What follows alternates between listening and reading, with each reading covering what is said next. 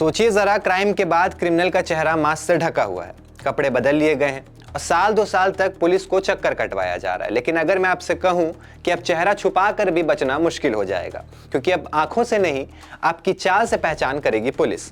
जी हाँ, पुलिस एक नई और पावरफुल टेक्निक का यूज कर रही है, जो कि है गेट एनालिसिस। अब तक ये टेक्निक सिर्फ डॉक्टर्स और फिजियोथेरेपिस्ट यूज करते थे।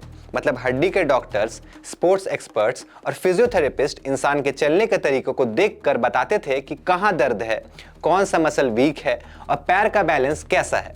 लेकिन अब यही मेडिकल टेक्निक पुलिस का सबसे तेज हथियार बन रही है। दरअसल सच ये है कि हर इंसान की चाल अलग होती है। किसी का हाथ ज्यादा हिलता है, कोई थोड़ा झुक कर चलता है, तो किसी के कदमों का बैलेंस अनइवन होता है। और ये सब चीजें फिंगरप्रिंट की तरह यूनिक होती है। और पुलिस इसी चाल को साइंटिफिकली एनालाइज करके क्रिमिनल की पहचान कर रही है। और आपको बता दें कि इस टेक्निक ने पहले ही एक मर्डर केस का राज खोल दिया है। दिल्ली में 32 साल के यूपीएससी एस्पिरेंट की मर्डर मिस्ट्री इसी गेट एनालिसिस से सॉल्व हुई। दरअसल हुआ यूं कि जब पुलिस ने सीसीटीवी फुटेज देखी तो आरोपियों का चेहरा क्लियरली दिख नहीं रहा था। लेकिन पुलिस ने एक और एंगल से देखा, मतलब कि चलने की स्पीड, कदमों का बैलेंस, बॉडी पोस्चर और मूवमेंट, और फिर क्या सीसीटीवी में दिख रहे शख्स और सस्पेक्ट्स के चलने के पैटर्न जब मैच किए गए तो सब कुछ 100% मैच हो गया।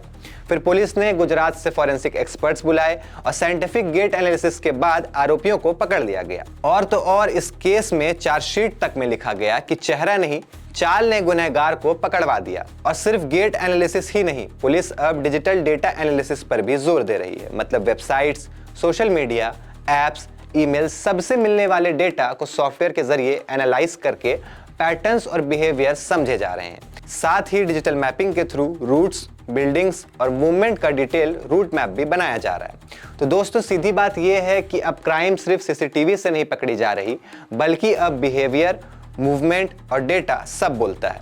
इसलिए याद रखिए, आज का दौर में चेहरा छुपा लेना काफी नहीं, चाल, आदत और डेटा सब आपकी पहचान बता देती है।